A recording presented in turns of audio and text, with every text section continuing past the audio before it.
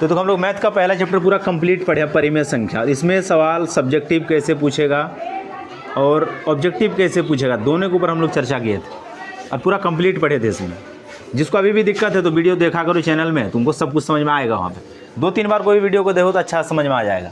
अब देखो हम लोग नया चैप्टर स्टार्ट करेंगे, क्या पॉलिनोमियल, जिसको हिंदी में बोलते हैं बहुपद। देखो यहाँ से ही क्वेश्चन पूछता है, लेकिन बच्चा को नजर ही नहीं आता है क्वेश्चन कौन कौन पूछता है। असल में इस चैप्टर को पढ़ने का मतलब कि तुम द्विघात समीकरण भी पढ़ लिया, इतना याद रखना कि ये चैप्टर और द्विघात समीकरण दोनों एक ही चैप्टर है। अब अभी जो हम लोग पढ़ेंगे इसका थ्योरी के ऊपर जो डिस्कस करेंगे तो पता चलेगा कि जो द्विघात समीकरण है और जो बहुपद है दोनों सेम चैप्टर है, दोनों में कोई अंतर नहीं है। मतलब अगर इस चैप्टर को अच्छा से समझ गया तो तुम्हारा जो द्विघात समीकरण वाला चैप्टर है जो 5.1 से शायद स्टार्ट है वो भी तुमको पूरा अच्छा समझ में आएगा, या फिर 4.1 से शायद स्टार्ट होगा। वो 4.1 वाला चैप्टर सब है, तो वहाँ पे द्विघात समीकरण और यहाँ पे 2.1 से स्टार्ट हो रहा है तुम्हारा बहुपद। तो इसमें भी हम लोग वही डिस्कस करेंगे कि ऑब्जेक्टिव क्या क्या क्वेश्चन बनता है और डिस्क्रिप्टिव क्या क्या बनता है, और बाद बाकी एनसीईआरटी में जितना सवाल है वो सारा चीज़ को हम लोग हल करेंगे। तब देख लो, सबसे पहले बहुपद को समझने के लिए हम लोग को थोड़ा पीछे जाना पड़ेगा। बहुपद को कोई बच्चा डायरेक्ट नहीं समझ सकता है, तो इसके लिए हम लोग थोड़ा पीछे जाएंगे। क्या कि बीज व्यंजक, तो बीज व्यंजक के बारे में हम लोग 7 क्लास में भी पढ़े हैं और 8 क्लास में भी पढ़े हैं, और बहुत अच्छा से पढ़े, ऐसे नहीं कि जैसे तैसे पढ़े। वहाँ पर इस चीज़ को हम लोग बहुत अच्छा से पढ़े। तो बीज व्यंजक हम लोग चले गए पीछे, इस चैप्टर से थोड़ा पीछे जा रहे हैं। इसको इंग्लिश में बोलते हैं अलजेब्राइक एक्सप्रेशन। तो जो देखो यहाँ पे जो परिभाषा लिखा उसको पहले पढ़ देते तब फिर हम लोग समझने का प्रयास करेंगे।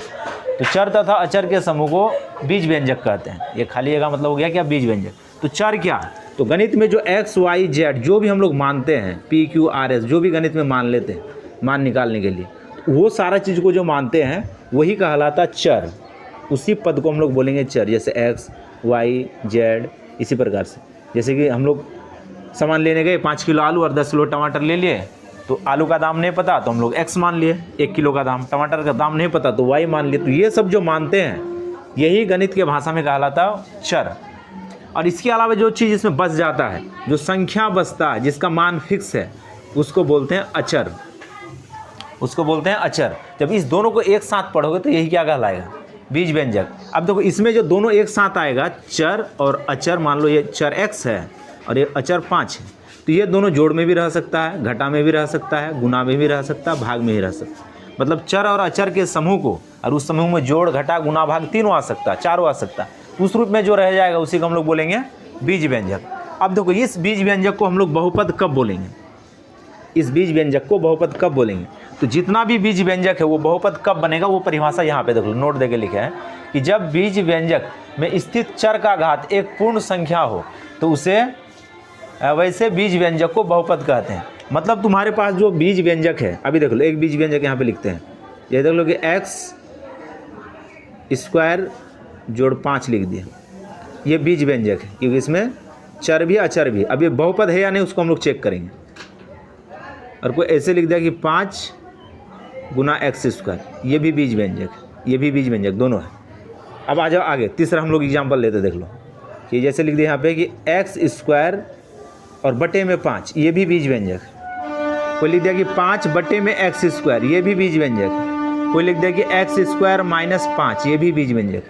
मतलब कि चर और अचर जोड़ में रहे, गुना में रहे, भाग में रहे या फिर घटा में रहे, जिस रूप में रहे चर और अचर आ गया तो वो फिक्स से क्या होगा, वो बीज व्यंजक। अब किस बीज व्यंजक को हम लोग बहुपद बोलेंगे, क्योंकि ऑब्जेक्टिव डायरेक्ट पूछता है कि इनमें से कौन बहुपद है। तब सुनना कि वैसा बीज व्यंजक जो चर है, जो चर, सिर्फ चर के बारे में जो परिभाषा लिखे है, उसका घात एक पूर्ण संख्या हो, उसका घात एक पूर्ण संख्या हो, उसका घात एक पूर्ण संख्या हो, उसका घात एक पूर्ण संख्या हो, उसका घात एक पूर्ण संख्या हो, उस प्रकार के बीज व्यंजक को हम लोग बहुपद बोलेंगे। तो देखो ये बीज व्यंजक के साथ साथ क्या है, बहुपद भी है, क्योंकि घात इसका एक पूर्ण संख्या है। देखो ये भी देखो यहाँ पे x है, ये चर है, चर के घात एक पूर्ण संख्या, ये भी बहुपद है। अब यहाँ पे आ जाओ, x² बटे 5, देखो इसका घात पूरा संख्या, पूर्ण संख्या, तो ये भी, ये वाला बीज व्यंजक बहुपद है। अब इसमें आ जाओ, देख लो यहाँ पे नीचे तो ये पूरा संख्या है, लेकिन जैसे इसको ऊपर लेके जाओगे तो याद करो हम लोग घात और घातांक वाला रूल में पढ़े हैं कि जब कोई चर का घात या फिर जब किसी के ऊपर घात प्लस में रहे नीचे, तो उसको ऊपर लेके जाओ तो घात किस में आ जाएगा, माइनस में आ जाएगा। घात किस में आ जाएगा, माइनस में। देख लो अब इसका घात आ गया माइनस में, अगर इसका घात माइनस में आ गया तो ये बीज व्यंजक, ये बहुपद नहीं होगा। ये बीज व्यंजक है लेकिन ये बहुपद नहीं होगा। तो कहने का मतलब जो भी चर पद रहेगा वो हमेशा ऊपर रहेगा और नीचे कभी नहीं रहेगा। तो ऊपर ले आने के बाद तब तुमको क्या चेक करना, उसका घात को चेक करना है। तो सीधा सा बात की घात कैसा होना चाहिए, एक पूर्ण संख्या होना चाहिए। कैसा संख्या, पूर्ण संख्या। देखो ये पूर्ण संख्या नहीं है, ये पूर्णांक है। ये क्या है, ये पूर्णांक है, ना कि ये पूर्ण संख्या। देखो जब हम लोग पूर्णांक पढ़ेंगे तो पूर्णांक दो प्रकार का, जीरो से बड़ा जो पूरा संख्या वो हो गया प्लस वाला पूर्णांक, जिसको हम लोग धनात्मक पूर्णांक बोलते हैं। और उसी धनात्मक पूर्णांक को ही हम लोग क्या बोलते हैं, पूर्ण संख्या। ये बात ध्यान से सुनना कि जीरो से बड़ा जितना संख्या, जीरो के दाएं तरफ जितना संख्या है सब जीरो से बड़ा है। तो जीरो से बड़ा 1 2 3 डॉट डॉट जहाँ तक जाओ तो अनंत तक जाओ, तो इधर वाला पूर्णांक है। तो ये कैसा पूर्णांक, ये कहलाया धनात्मक पूर्णांक। कौन सा पूर्णांक, धनात्मक। धनात्मक मतलब क्या हो गया कि प्लस में आ रहा है सब। लेकिन इसके पहले जितना संख्या होगा, -1 होगा, फिर -2 होगा, फिर -3 होगा, ये भी कहलाएगा पूर्णांक। लेकिन ये कौन सा, ये ऋणात्मक पूर्णांक है ये। तो ऋणात्मक पूर्णांक। अब पूर्ण संख्या का परिभाषा देखो, तो वैसा पूर्णांक जो प्लस में रहे, जो धनात्मक हो, उसी को हम लोग क्या बोलेंगे, वैसे पूर्णांक को बोलेंगे कौन संख्या, पूर्ण संख्या है। फिर बचपन में पढ़े हम लोग कि गिनती की संख्या जब जीरो से शुरू हो तो जीरो से किधर शुरू करोगे तुम, दाएं तरफ। तो जीरो से दाएं तरफ जितना संख्या को तुम गिनोगे वही वाला कौन सा पूर्णांक होगा, धनात्मक पूर्णांक। और उसी को हम लोग क्या बोलते हैं, पूर्ण संख्या बोलते हैं। लेकिन माइनस वाले को पूर्ण संख्या नहीं बोलते हैं। तो देख लो इसमें माइनस आ गया, ये पूर्णांक तो है लेकिन पूर्ण संख्या नहीं है, इसीलिए ये बहुपद नहीं होगा। अब परिभाषा कोई टीचर ऐसे लिखवा देता क्या कि वैसा बीज व्यंजक जिसमें चर का घात एक पूर्णांक हो, क्या हो, पूर्णांक। लेकिन वहाँ पे लिखना पड़ेगा कौन सा पूर्णांक, धनात्मक पूर्णांक। कैसा पूर्णांक, धनात्मक। लेकिन धनात्मक पूर्णांक लिखने के बाद भी गलती है। गलती इसलिए है क्योंकि देखो जीरो क्या है, धनात्मक पूर्णांक है कि ऋणात्मक पूर्णांक है, ये कुछ नहीं है, ये सिर्फ पूर्णांक है। क्या है, पूर्णांक है। तो अगर तुम धनात्मक पूर्णांक जोड़ दिया तो जीरो तो हट गया, जीरो तो परिभाषा से हट गया। इसलिए हम लोग पूर्णांक शब्द का प्रयोग ना करके किसका प्रयोग करते हैं, पूर्ण संख्या की। जैसे तुम पूर्ण संख्या बोल दिया तो उसमें जीरो भी शामिल हो गया। जैसे देख लो x पे घात अगर जीरो है तो बताओ ये बहुपद होगा कि नहीं होगा, ये बहुपद होगा, ये बहुपद होगा। क्यों, जीरो कौन संख्या है, पूर्ण संख्या है, तो ये बहुपद है। और कोई बोला कि नहीं x के अगर चर पे घात पूर्णांक आ जाए तो बहुपद है, तो बताओ जीरो पूर्णांक है, पूर्णांक तो है लेकिन कौन पूर्णांक है, ये सिर्फ ये धनात्मक पूर्णांक है कि ऋणात्मक, कुछ नहीं है ये। तो वो जो लिख देता ना परिभाषा में कि धनात्मक पूर्णांक होगा तो बहुपद होगा, अगर नहीं होगा तो नहीं होगा, तब तो उस हिसाब से क्या हो गया, x पे घात जीरो, तब तो बहुपद नहीं है। लेकिन ये बहुपद है, इसलिए हम लोग को परिभाषा में क्या लिख के रखना है, पूर्ण संख्या की। जब चर का घात पूरा संख्या हो तो उसी को हम लोग क्या बोलेंगे, बहुपद। वैसे बीज व्यंजक को क्या बोलेंगे, वैसे बीज व्यंजक को बहुपद बोलेंगे। और एग्जाम में देखो पूछता है, एग्जाम में ऑब्जेक्टिव में सवाल बनाता है ये। अब देखो लेकिन वहाँ पे आसान ऑब्जेक्टिव नहीं बनाएगा। हाँ, लेकिन तुम पहले आसान सीखोगे तब ना भारी में जाओगे। तो कुछ ना कुछ तुमको बेसिक आना चाहिए अच्छा से। अब देखो यहाँ पे 2-3 एग्जाम्पल लिखते हैं, अब तुमको बताना कि ये पूर्णांक है, ये बहुपद है या नहीं। अब बताओ ये बहुपद है या फिर नहीं, बहुपद है, क्यों है बताओ, क्योंकि x पे जो घात है वो पूरा संख्या, x पे जो घात है पूरा संख्या। लेकिन यहाँ तो माइनस आ गया, उससे हम लोग को कोई मतलब नहीं। सिर्फ और सिर्फ किसको चेक करना है, चर को चेक करना है। बस यही बात ध्यान रखना कि जो अचर रहेगा उससे हम लोग को कोई मतलब नहीं, वो बटे में रहे, उसका घात माइनस में रहे, प्लस में रहे, कुछ फर्क नहीं पड़ता। सिर्फ चेक किसका करना है, अचर का। ठीक, तो देखो चर का, अचर का नहीं, चर का। अब देख लो इस रूट का मतलब घात क्या होता है, 8 क्लास में पढ़े थे कि जब ये अगर रूट आ जाए ऐसे तो इसका मतलब घात कितना होता है, 1/2। अगर यहाँ पे घनमूल आ जाए तो इसका मतलब होता है क्या, 3/2, घात 3/2 होता है। अगर मान लो कि x पे रूट आ जाए इस प्रकार से, तो बताओ ये बहुपद होगा या फिर नहीं होगा, बहुपद नहीं होगा। क्यों, क्योंकि देखो ये रूट जब तक नहीं हटेगा तब तक ये बहुपद नहीं हो सकता। तो इस रूट को हटाओगे तो पावर कितना आ जाएगा, 1/2। अब बताओ 1/2 क्या पूरा संख्या है, नहीं है, तो ये बहुपद में नहीं होगा। तो मतलब रूट के अंदर वाला जो रहेगा वो बहुपद नहीं हो सकता है। तो अब देखो, अब एग्जाम में जो सवाल ऑब्जेक्टिव में पूछता है उसको ध्यान से देखना। तो एग्जाम में देखो ऑब्जेक्टिव कैसे बनाता है, तुमको यहाँ पे एग्जाम्पल इस प्रकार से लिखेगा।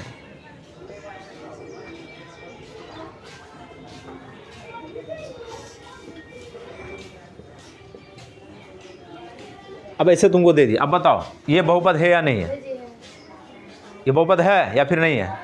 ये बहुपद है, लेकिन बच्चा पहले छांट देगा इसको, ये बहुपद नहीं। क्या आ गया? रूट आ गया। लेकिन रूट को तुमको हल करना है ना। देख लो, ये रूट और ये स्क्वायर काटेगा, कि दोनों तो बराबर चीज़ है ना।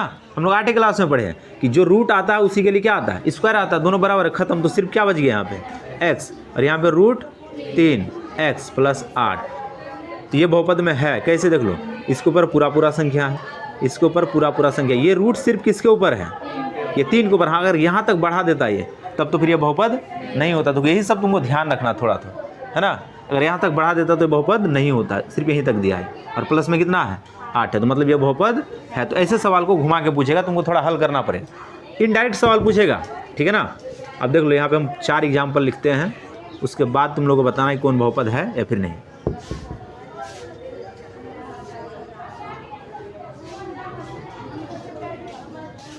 पहला हो गया ये, दूसरा लिख दिया यहाँ पे,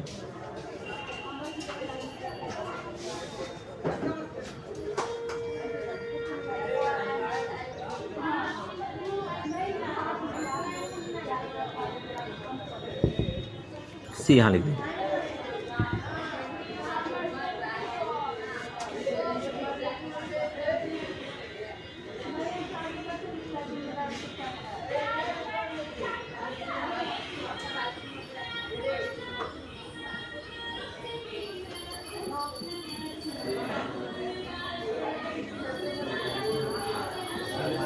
अब बताओ इनमें से कौन बहुपद है? तो सबसे पहले देख लो, ये तो बीज व्यंजक है। अगर तुमको बीज व्यंजक पूछा तो सब बीज व्यंजक। क्यों? क्योंकि इसमें चर और अचर दोनों चीज़ आ गया। बहुपद सब है इसमें। अब तुमसे पूछ दे कि इसमें से बहुपद कौन है, कौन कौन हो सकता है बहुपद इसमें? क्योंकि इसमें सब बहुपद है। देखो, यही सब फंडा एग्जाम में क्वेश्चन पूछने का, ये सब बहुपद है, टोटल बहुपद है। तुमको ऐसे इनडायरेक्ट क्वेश्चन पूछेगा, तुमको डायरेक्ट क्वेश्चन देगा ही नहीं वो।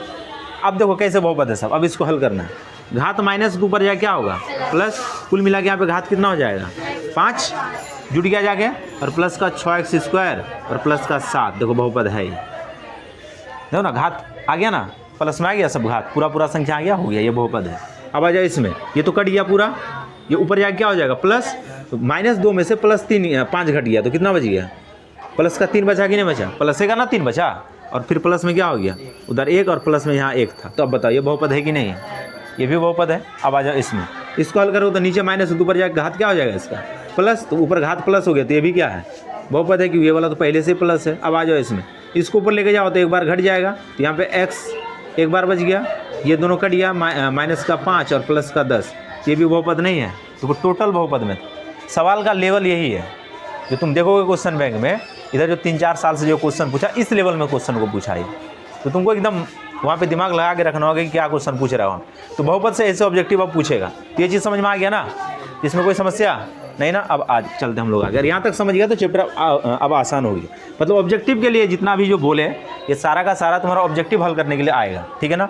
अब आ जाओ कि बहुपद का व्यापक रूप, बहुपद का व्यापक रूप। अब देखो डिपेंड करेगा कि बहुपद कितना प्रकार का है, किस प्रकार का बहुपद तुमसे पूछ रहा है, ठीक है ना। तो इसको पहले हटाते हैं हम लोग। एक चीज़ पहले यहाँ पे पढ़ते हैं क्या, कि बहुपद के प्रकार, ये चीज़ जानना जरूरी है। बहुपद के प्रकार, के प्रकार।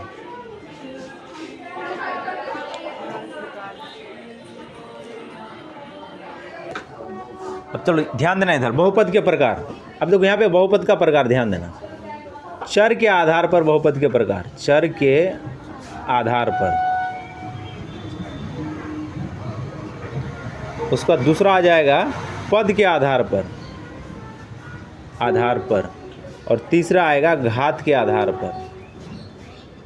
देखो अब मैं 9th क्लास में हम लोग इसको पढ़े हैं, इसको पढ़े हैं, इसको भी पढ़े हैं। बात समझ में आ रहा है ना। 9th में हम लोग तीनों पढ़े हैं, लेकिन अब यहाँ पे हम लोग 10th में पढ़ना क्या है कि सिर्फ और सिर्फ तीसरा को पढ़ना है। ये पहला और दूसरा 10th में नहीं है। हम लोग ये घात के आधार पे बहुपद के प्रकार को पढ़ना। तो पहले तीनों को समझो। देखो सबसे पहले देखो चर के आधार पे बहुपद का प्रकार। तो मतलब जो तुमको बहुपद दे के रखेगा उसमें सिर्फ और सिर्फ अगर x है तो एक चर में बहुपद, सिर्फ और सिर्फ y है तो भी एक चर में बहुपद, सिर्फ और सिर्फ z है तो भी एक चर में बहुपद। जैसे देख लो, अगर तुमको ऐसे कोई लिख दिया, अब बताओ कितने चर में बहुपद है? एक चर में बहुपद, सिर्फ x ही ना आया है जी। यहाँ पे x है, यहाँ पे x, सिर्फ x ना ही है, सिर्फ पावर अलग अलग है, लेकिन है तो सिर्फ x, एक ही ना चर हो गया ये, तो ये हो गया एक चर में बहुपद। अगर तुमको ऐसे कोई लिख दे, तीन चर में बहुपद है ना, x y z, तो ये चर वाला समझ में आ गया। तो बताओ कि चर के आधार पे बहुपद कहाँ तक हो सकता है, तब अनंत हो सकता है। तो तुमको पूछ दे कि चर के आधार पे बहुपद का प्रकार है, एक चर में, दो चर में, अनंत में, तो क्या होगा, अनंत चर में बहुपद हो सकता है, तो ऑब्जेक्टिव बना सकता है ये। तो ये 9th में हम लोग इस चीज़ को पढ़ लिए थे, जिसमें कोई दिक्कत नहीं। तो ये तुमसे पूछेगा भी नहीं, ठीक है ना, नहीं पूछ सकता ये सवाल। अब आ जाओ पद के आधार पे। पद के आधार पे मतलब हो गया, पद किसको हम लोग बोलेंगे, सबसे पहले इसको समझो कि बीज व्यंजक में पद बोलते किसको है, ठीक है ना। तो पद किसको बोलेंगे, जब बीज व्यंजक या तो जोड़ के रूप में अलग हो या फिर घटा के रूप में अलग हो। जोड़ या फिर घटा के रूप में जब अलग होगा तो उसको एक पद बोलेंगे। देख लो, इसको अलग किया कौन, जोड़, तो देख लो ये वाला कौन सा पद हो गया, एगो पद। इसको अलग किया कौन, अरे ये जोड़ इसको भी अलग किया, इसको भी अलग किया, तो ये दूसरा पद हो गया। और ये जोड़ इसको अलग कर दिया, कितना पद हो गया, 3 पद। मतलब जोड़ या घटा में जो अलग करेगा वो क्या कहलाएगा, उसका पद कहलाएगा, ठीक है ना। तो इसमें कितना पद है, इसमें भी 3 पद। अगर तुमको ऐसे लिख दे,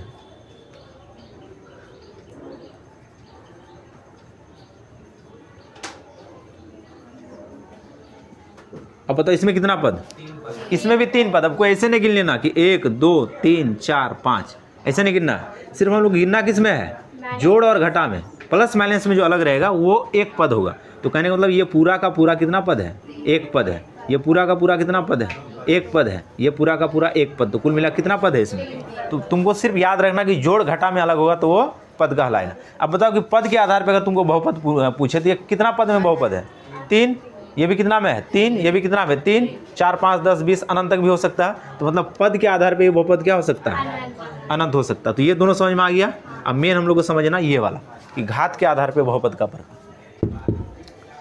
अब ध्यान से देखना कि घात के आधार पे बहुपद का प्रकार।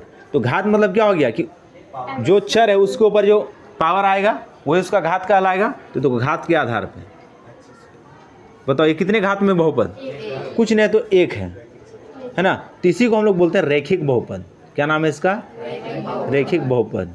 मतलब वैसा बहुपद जिसमें चर का घात अधिकतम कितना हो, 1 हो, तो उसको हम लोग क्या बोलेंगे, रैखिक बहुपद। ठीक, ये क्या है, ये द्विघात बहुपद। चर का अधिकतम घात कितना है, अधिकतम वाला को देखना, मिनिमम वाले को नहीं देखना। जैसे इसमें 1 है और इसमें 2 है, तो जिसमें ज़्यादा रहेगा वो क्या कहलाएगा, उसका बहुपद का, उसका घात कहलाएगा। तो कितने घात में बहुपद है ये, तो इसीलिए इसको हम लोग द्विघाती बहुपद बोलेंगे। इसी प्रकार से अगर पावर 3 आ जाए, ये त्रिघाती बहुपद की मैक्सिमम पावर कितना आया है, 3। अब 2 को नहीं देखना, मैक्सिमम वाले को देखना, तो त्रिघाती बहुपद। तो ये चीज़ समझ में आ गया। तो घात के आधार पे बहुपद कितने प्रकार का होगा, अनंत होगा। समझ में आ गया ना। अब हम लोग को पढ़ना क्या, देखो हम लोग को पढ़ना ये द्विघात और त्रिघात, ये 2 चीज़ के बारे में इसमें चर्चा किया है। तो यहाँ तक कोई समस्या, चलो हम लोग आगे चलते हैं।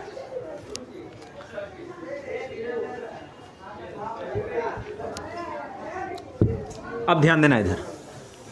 तो हम लोग को पढ़ना क्या कि द्विघात बहुपद और त्रिघात बहुपद, मेन चीज़ यही पढ़ना था इस चैप्टर में। तो हम लोग यहाँ पे हेडिंग डाल देंगे कि द्विघात बहुपद, बहुपद इसको इंग्लिश में बोलते हैं क्वाड्रेटिक पॉलिनोमियल।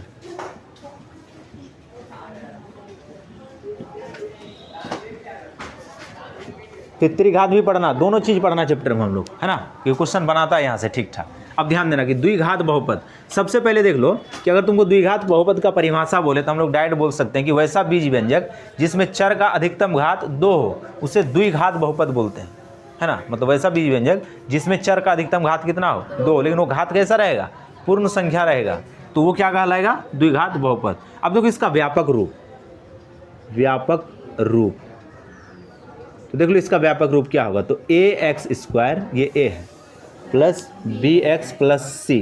अब देखो इसी के अनुसार एक एग्जाम्पल लिखते हैं इसी के नीचे। देखो जैसे लिख दिया कि 3x² प्लस 5x प्लस 10, ठीक है ना। तो देख लो x² के साथ जो गुना है वो a है, बिना स्क्वायर वाले के साथ जो गुना है, सिर्फ x के साथ जो गुना है वो b है, और जो अकेला है वो क्या है, c है। बात समझ में आ गया ना। मतलब x² के साथ जो गुना में रहेगा वो कहलाएगा a, x के साथ जो गुना में रहेगा वो कहलाएगा b, और जो अकेला रहेगा वो c। अब x के यहाँ पे y भी दे सकता है, z भी दे सकता है, उससे कुछ फर्क पड़ेगा नहीं, ठीक है ना।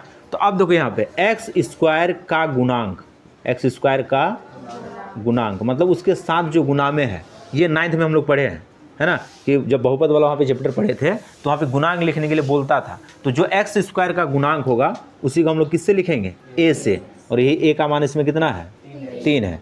जो x का गुणांक होगा उसको हम लोग किससे दर्शाते हैं, b से, और इसमें इसका मान कितना है, 5।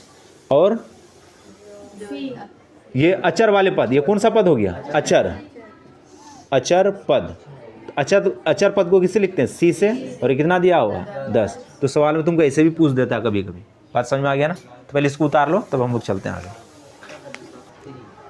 अब देखो अभी हम लोग पढ़े क्या कि द्विघात बहुपद के गुणांक। सबसे पहले द्विघात बहुपद का व्यापक रूप ये वाला है। अगर तुमको 4 को ऑप्शन दे दिया और बोलेगा कि द्विघात बहुपद का व्यापक रूप इनमें से कौन हो सकता है, तो मान लो कि एक समीकरण बहुपद इस प्रकार से लिख दिया।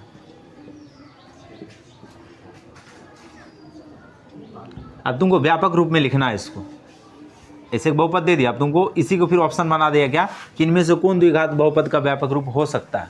तो देखो इसके लिए व्यापक रूप कैसे लिखेंगे, यहाँ पे क्या आना चाहिए, तो यहाँ प्लस डालेंगे और इसको माइनस में इस प्रकार से लिखेंगे, माइनस को अंदर लेके जाएंगे, एक्स को बाहर रखेंगे, ऐसे लिखेंगे। तो देखो ये प्लस हो गया ना, तो प्लस माइनस फिर तो माइनस से आ गया, लेकिन व्यापक रूप में बदलने के लिए यहाँ पे हम लोग को क्या डालना, प्लस डालना ही पड़ेगा। तो प्लस माइनस क्या हो गया, माइनस हो ही गया, है ना। अब आ गया जाओ, और इसको भी कैसे लिखेंगे, प्लस देके -8 ऐसे लिखेंगे। ये इसका व्यापक रूप कहलाए।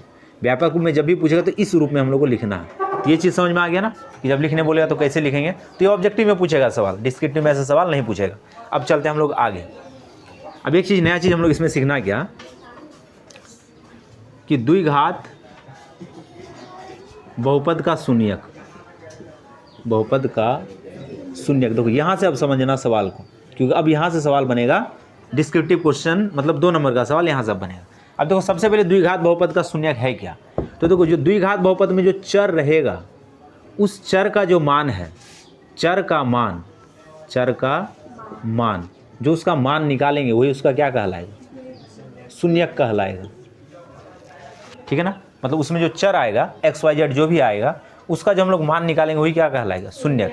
अब यहाँ पे ये चीज़ ध्यान रखना कि जितना घात रहेगा उसका उतना ही क्या निकलेगा, शून्यक। अब देखो कितना घात में बहुपद पढ़ रहे हैं हम लोग, द्विघात, मतलब द्विघात बहुपद पढ़ रहे हैं, तो इसका मैक्सिमम घात कितना है, 2, तो इसलिए इसका शून्यक भी कितना निकलेगा, 2। मतलब इस x का मान कै को निकलेगा, 2 को निकलेगा। मतलब जितना घात उतना उसका क्या निकलेगा, शून्यक निकलेगा। और घात 3 है तो शून्यक कै को आएगा, 3 को आएगा। ये बात समझ में आ गया ना कि जितना घात रहेगा उतना ही उसका शून्यक निकलेगा। अब देखो ऑब्जेक्टिव इससे बनाता क्या है कि जैसे द्विघात बहुपद दे दिया, बोलेगा इसका कितना शून्यक संभव है, तो जितना घात उतना शून्यक। अगर 2 घात दिया तो 2 शून्यक, 3 घात दिया तो 3 शून्यक, 4 घात दिया तो 4 शून्यक। अब देखो इसी शून्यक को हम लोग अल्फा बोलते हैं और बीटा बोलते हैं। बीटा को ऐसे लिखते हैं, इसका नाम है अल्फा और इसका नाम है बीटा। इसको हम लोग मानते हैं। त्रिघात में आओगे तो एक अल्फा, एक बीटा और एक होता गामा, इसका नाम है गामा।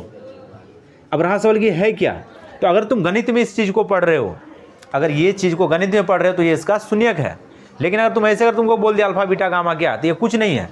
जो लेटिन भाषा है ना, लेटिन मतलब हो गया क्या, उत्तरी अमेरिका में जो सब देश है, दक्षिणी अमेरिका में जो देश है ना, वो सब देश को क्या बोला जाता है, लेटिन क्षेत्र में बोला जाता है देश। तो उस देश का ये सब अक्षर है, जैसे हम लोग क ख पढ़ते हैं तो वहाँ पर ये सब वहाँ पर का अक्षर, alpha beta gamma theta delta, ये सब क्या वहाँ का अक्षर है।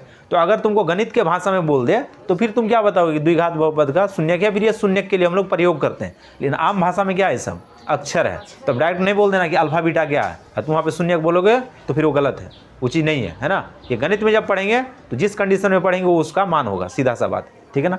ये समझ में आ गया। अब रहा कि इस शून्यक को हम लोग जो निकालेंगे तो इसके लिए क्या तरीका हम लोग के पास, तो इस चैप्टर के लिए एक ही तरीका है कि हम लोग को गुणनखंड विधि से ये शून्यक को निकालना है। तो पहले इसको उतार लो तब आगे चलते हैं। तो अभी हम लोग देखें क्या कि अगर द्विघात समीकरण बहुपद है तो इसका 2 शून्यक निकलेगा, एक को हम लोग अल्फा माने और एक को माने बीटा। ये शून्यक हो गया, इसका यहाँ पे लिखते हैं हम लोग शून्यक। एक हो गया अल्फा और एक हो गया बीटा। अब इसका शून्यक निकालेंगे कैसे?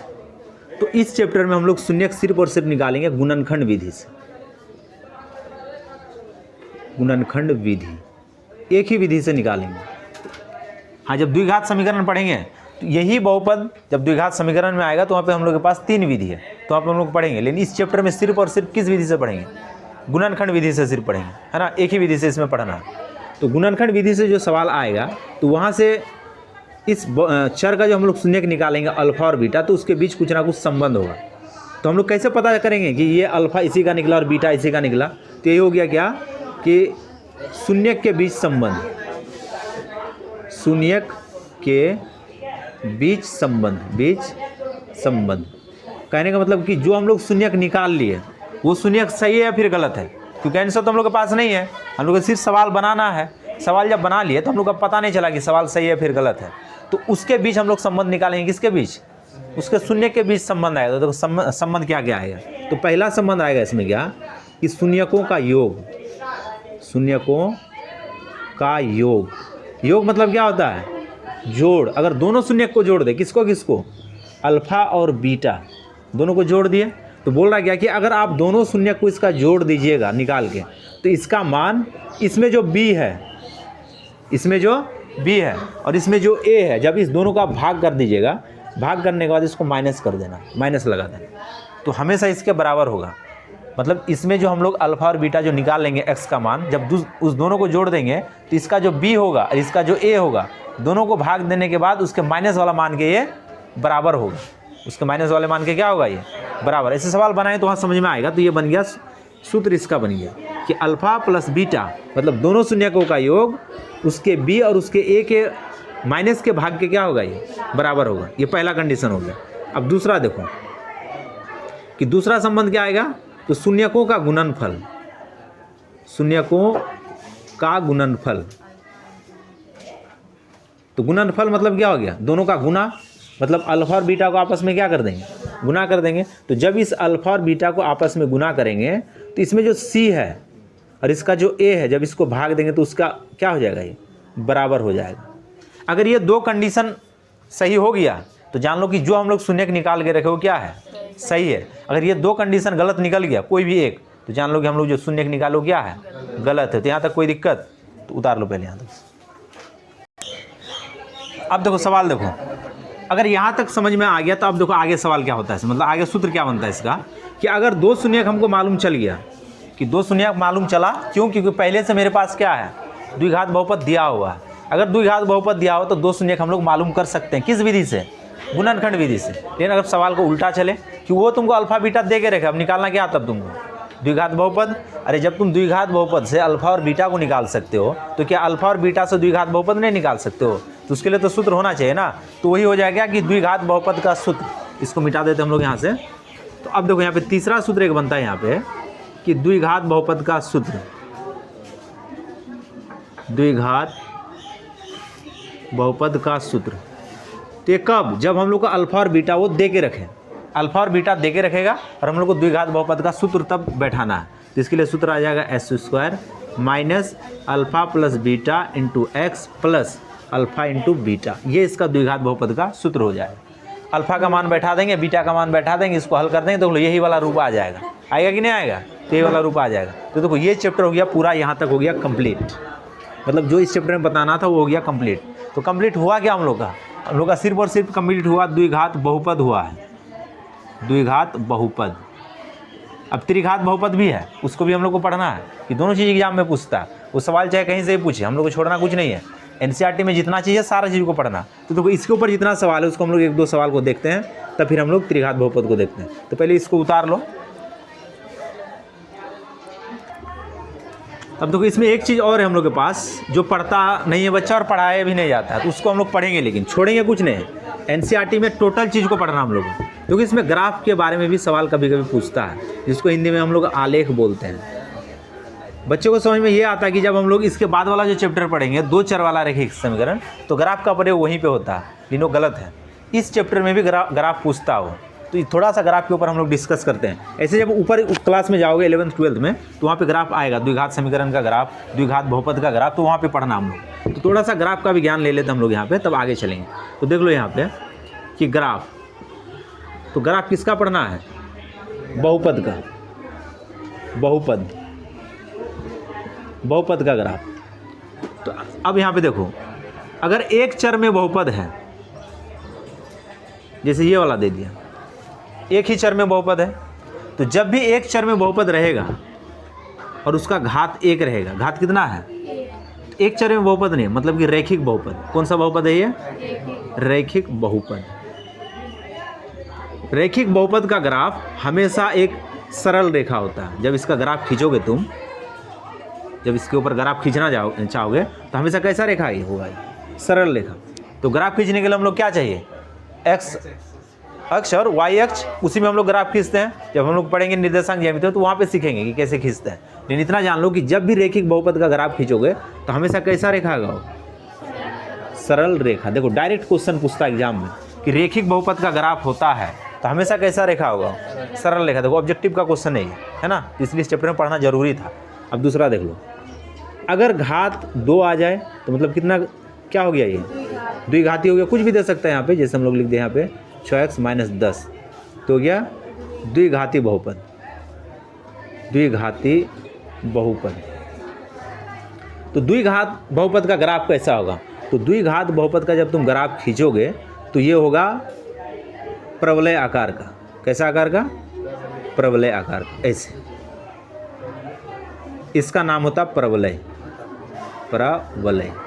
तो देखो अब एग्जाम में अच्छा क्वेश्चन पूछेगा कि अगर घात 2 रहे तो उसका ग्राफ कैसा होगा? तो कैसा होगा? प्रवलय। तो अब एक चीज़ क्लियर ये कर लो कि जिसके ऊपर घात सम संख्या रहेगा, कैसा संख्या है ये? 2 सम संख्या का जब भी तुमको ग्राफ पूछेगा तो हमेशा कैसा होगा? प्रवलय। कहने का मतलब अगर घात 4 आ जाए, घात 6 आ जाए, घात 8 आ जाए, घात 10 आ जाए तो हमेशा ग्राफ कैसा बनेगा? प्रवलय आकार का ही आएगा। अब अच्छा क्वेश्चन बनेगा एग्जाम में क्या कि सम संख्या वाले बहुपद के सम संख्या घात वाले बहुपद का ग्राफ कैसा होगा? तो कैसा होगा? प्रवलय। घात जैसे जैसे बढ़ेगा इसका आकार बढ़ते जाएगा। अगर द्विघात है तो ऐसे हुआ, अगर 4 घात दे दोगे तो थोड़ा ऐसे बढ़ जाएगा, 6 घात दोगे तो ऐसे बढ़ जाएगा, ठीक है ना, 8 घात दोगे तो और बड़ा बन जाएगा। मतलब घात जैसे जैसे बढ़ाओगे तो इसका आकार भी क्या होते जाएगा? बढ़ते जाएगा। लेकिन उसका जो बनाने का जो तरीका वो सेम रहेगा, वो बनेगा हमेशा कैसा? प्रबल। ये चीज़ समझ में आ गया कि अगर घात सम संख्या रहे तो उसका ग्राफ हमेशा कैसा बनेगा? प्रबल आकार का बनेगा। ये चीज़ समझ में आ गया। पहले इस दोनों को उतार लो। अब देखो अगर घात अगर 3 आ जाए, त्रिघात, जैसे एग्जाम्पल लिख लेते हम लोग, ऐसे दे दिया। अगर इसका तुमको ग्राफ पूछ दिया कि इसका ग्राफ कैसा होगा, तो इसका ग्राफ हमेशा इस प्रकार से मूल बिंदु से गुजरेगा, हमेशा ऐसा बनेगा। तो एक चीज़ यहाँ पे हो गया क्या कि जो विषम संख्या रहेगा, एक को छोड़ के, एक भी तो विषम संख्या है ना, एक को छोड़ के कोई भी विषम संख्या का अगर बहुपद आ जाए तो उसका ग्राफ हमेशा कहाँ से गुजरेगा? मूल बिंदु से। ये क्वेश्चन बहुत अच्छा है कि विषम संख्या का ग्राफ कहाँ से गुजरता है? मूल बिंदु से, या फिर होता है तो मूल बिंदु से गुजरता है। इस प्रकार से देगा, सिर्फ किसको छोड़ के? एक को छोड़ के। अब एक का हम लोग क्या देखें रेखिक का, कि हमेशा सरल रेखा होगा, है ना। हाँ, लेकिन अगर विषम संख्या आ जाए तो उसका ग्राफ हमेशा क्या होगा? मूल बिंदु से गुजरेगा, है ना। तो इस चीज़ को ध्यान रखना। इसको भी उतार लो। हो गया हम लोग का। चलो अब ध्यान देना, एनसीईआरटी का जो तुम्हारा बिहार बोर्ड का किताब है उसका 2.2 का ये पहला सवाल है। और इस सवाल में लिखा गया कि इसका गुणनखंड कीजिए और शून्यक निकालिए। इसका शून्यक निकालिए मतलब अल्फा और बीटा निकालना है, क्योंकि द्विघात बहुपद है, एक अल्फा निकलेगा और बीटा निकलेगा। फिर इसके बाद बोला गया कि इसका आप जांच भी कीजिए। तो जांच करने का मतलब क्या कि अल्फा बीटा निकलेगा तो इसका अल्फा प्लस बीटा निकालना है, और फिर इसका अल्फा इंटू बीटा निकालना है। तो अगर ये -b/a और ये -c/a के अगर बराबर हो जाए तो हम लोग का मतलब जो शून्यक निकाले वो सही है। तो ये जांच यहाँ तक सवाल को करना है। तो सबसे पहले क्या करेंगे? इसका गुणनखंड करेंगे। गुणनखंड के माध्यम से क्या निकालेंगे? शून्यक निकालेंगे। तो गुणनखंड करना तो आसान है, क्योंकि 9th में भी हम लोग सीखे और 8 में भी सीखे हैं। तो गुणनखंड का आप देखो रूल, देखो क्या करते हैं हम लोग। जो x स्क्वायर है उसके साथ हमेशा a गुना में रहता है, उसके साथ हमेशा a गुना में रहता है। इस a का गुना किससे करेंगे? c से करेंगे। तो देखो यहाँ पे a कुछ नहीं तो क्या है? 1 है। 1 का गुना किससे करेंगे? तो -8। ये चिन्ह लेके चलना, याद रखना, नहीं तो फिर गड़बड़ा जाएगा सवाल।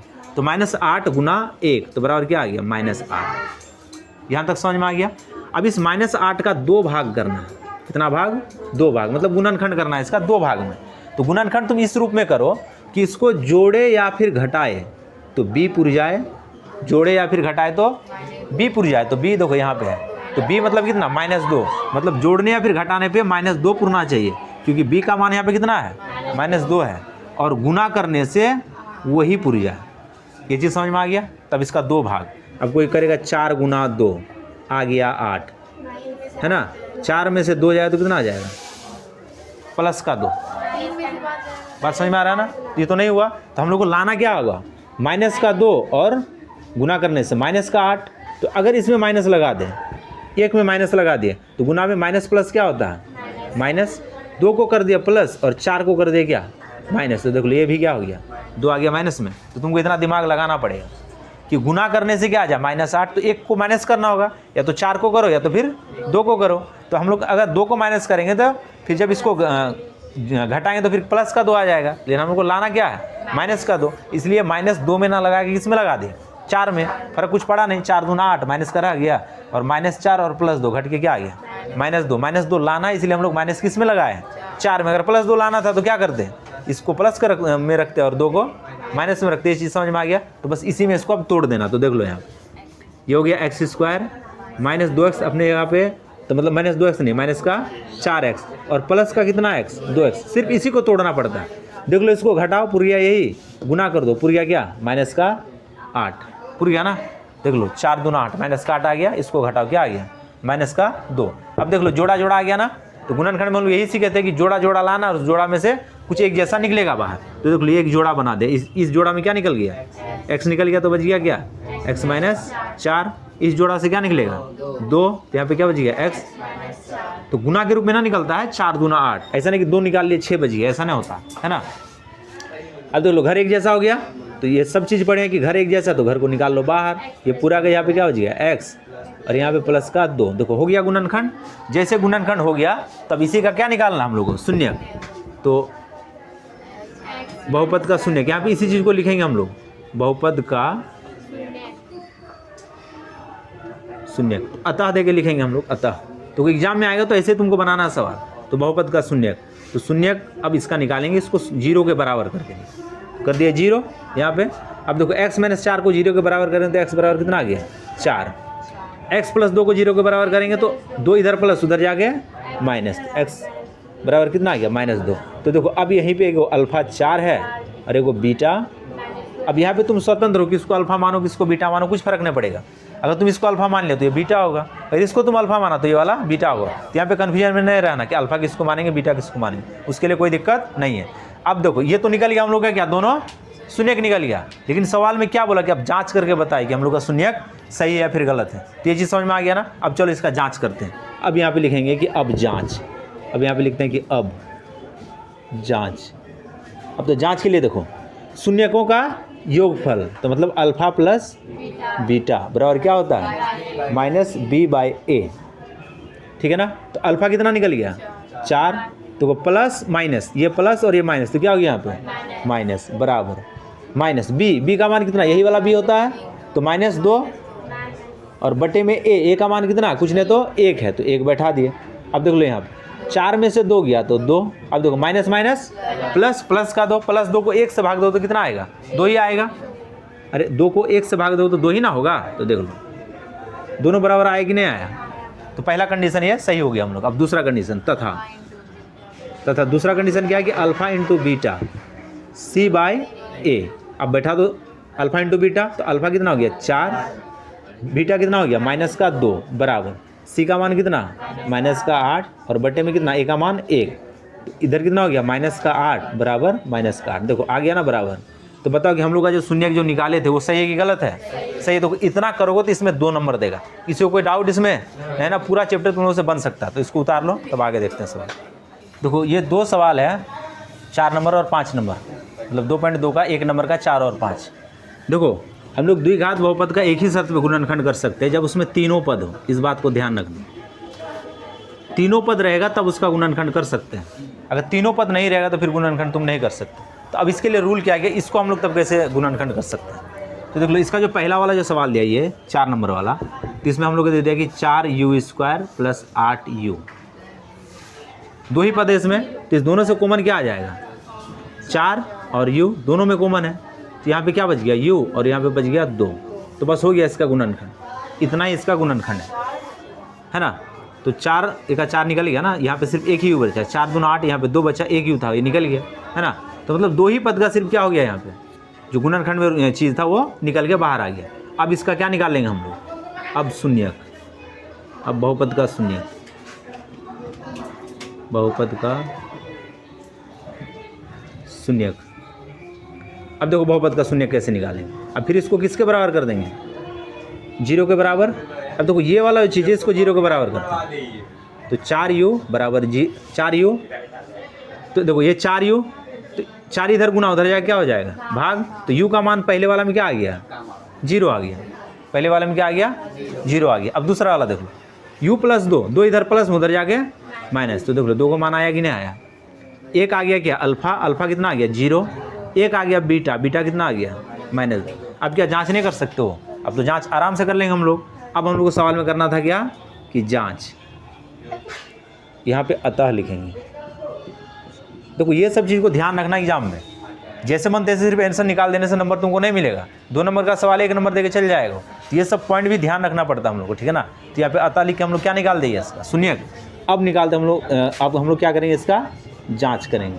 अब देखो जाँच में क्या क्या होगा, alpha plus beta minus B by A, alpha का मान 0 प्लस माइनस माइनस बीटा का मान -2 बराबर बी का मान देख लो ए बी का मान 8, तो ये माइनस सूत्र में तो रह गया ऐसे, और ए का मान कितना 4, इसको हल करोगे तो -2, 4 दूना 8, इधर भी कितना आ गया -2, ठीक। तथा alpha into beta C by A, alpha कितना है 0, बीटा कितना है -2 बराबर सी, देखो ए बी सी है इसमें, तो जो नहीं है उसको हम लोग 0 मानते हैं, तो हो गया 0, और बटे में ए का मान कितना है 4, तो 0 गुना कुछ भी करो 0, 0 भागा कुछ भी करो 0, देखो दोनों बराबर आ गया। तो सेम तुमको 5 नंबर भी बनाना है, तो मतलब जो मान इसमें नहीं देगा उसका मान हमेशा क्या रहेगा 0 रहेगा, तो 0 बैठाना वहाँ पे, कुछ नहीं तो क्या हो 0, तो समझ में आ गया ना। तो 1 नंबर का सारा सवाल ऐसे ही बनेगा, इसको उतार लो। अब देखो सवाल को अब उल्टा पूछा, ये 2.2 का जो 2 नंबर सवाल पूछा, जैसे हम लोग थ्योरी में अभी पढ़ेगा कि अगर बहुपद दिया तो शून्यक निकालना, शून्यक दिया तो बहुपद निकालना। अब यहाँ पे देखो शून्यक दे के रखा है, अब सुनना क्या लिखा है कि एक द्विघात बहुपद ज्ञात कीजिए जिसके शून्यकों का योग, सिर्फ शून्यक नहीं दिया, वो शून्यकों का क्या दे दिया, योग दे दिया, मतलब क्या दिया अल्फा प्लस बीटा दिया। 1 नंबर सवाल है, अल्फा प्लस बीटा दे दिया ये 1/4, और शून्यकों का गुणनफल अल्फा इंटू बीटा ये दे दिया -1। अब देखो 2 चीज़ दे दिया, ये शून्यकों का योग दे दिया और शून्यकों का गुणनफल दे दिया, अलग अलग नहीं दिया। लेकिन ये अब तुमको बोल दिया गया कि द्विघात बहुपद ज्ञात कीजिए, जैसे हम लोग अभी थ्योरी में पढ़े क्या कि अगर बहुपद दिया हुआ तो शून्यक निकाल सकते हैं, शून्यक दिया हुआ तो बहुपद निकाल सकते हैं। तो देख लो शून्यकों का योग दे दिया और शून्यकों का गुणनफल, अब निकालना क्या हम लोग को बहुपद, तब लिखेंगे डायरेक्ट बहुपद के सूत्र से, द्विघात बहुपद के सूत्र से। यहाँ पे लिखना है द्विघात बहुपद के सूत्र से। तो अभी देखो हम लोग सूत्र क्या पढ़े, x² minus alpha plus beta into x plus alpha into beta. अब बैठा दो सबका मान, x² minus alpha plus beta total दिया हुआ ये। अब ऐसा नहीं कि अल्फ़ा का मान बैठा दे 1/4 और बीटा का मान -1, ऐसा नहीं लिखा सवाल, ये टोटल का मान दे के रखा कितना 1/4, और वो शून्यक लिखता तो एगो अल्फ़ा का मान होता और एगो बीटा का, ऐसा नहीं लिखा सवाल में। बोला कि शून्यकों का योग और शून्यकों का गुणनफल, तो पूरा का पूरा शून्यकों का योग है, तो 1/4x plus alpha into beta तो -1। अब इसी को थोड़ा हल कर दो, x² ये हो जाएगा -x/4 प्लस -1। तो क्या आंसर है, यहीं तक भी लिख दो तो कोई दिक्कत नहीं है, लेकिन कभी भी बटे में बहुपद का कुछ रहता नहीं है, इसलिए बटे इसका हटाएंगे तो लघुत्तम ले लेंगे, तो यहाँ पे हो जाएगा -4x² -1, इसके नीचे कुछ नहीं तो 1 है, 1 से भाग देंगे तो 4 गुना -1, तो कितना हो जाएगा, मतलब लघुत्तम ले लिए यहाँ पे। अब देखो लघुत्तम लेने के बाद नीचे वाले को हटा देते हैं हम लोग, लघुत्तम जब ले लेंगे तो नीचे वाले को हटा देंगे, तो नीचे वाले गया कहाँ, तो देखो जब इसका गुणनखंड करेंगे तो बराबर में क्या आएगा 0, तो यही जो यहाँ पे 4 बचा वो जाके किससे गुना हो जाता है 0 से, अगर 0 से गुना कर दो तो क्या हो गया, लेकिन चाहिए हम लोग को बहुपद, इसीलिए बराबर में कुछ नहीं रहता है। बस यही सोच के हम लोग क्या करते हैं, लघुत्तम लेके इसको हटा देते हैं। ये चीज़ समझ में आ गया, तो यही हो गया आंसर। तो देखो हम लोग का पूरा चैप्टर हो गया समाप्त। जो हम लोग का 2.2 था, या फिर जो बहुपद का जितना सवाल था पूरा कॉन्सेप्ट में हो गया क्लियर। अब हम लोग के पास बच गया क्या, त्रिघात बहुपद, और एक बच गया कि भाग, क्योंकि बहुपद का भाग भी आएगा। ये दो चीज़ हम लोग नेक्स्ट वीडियो में चर्चा करेंगे। तो आज का क्लास हम लोग यहीं पे समाप्त करते हैं, ठीक है।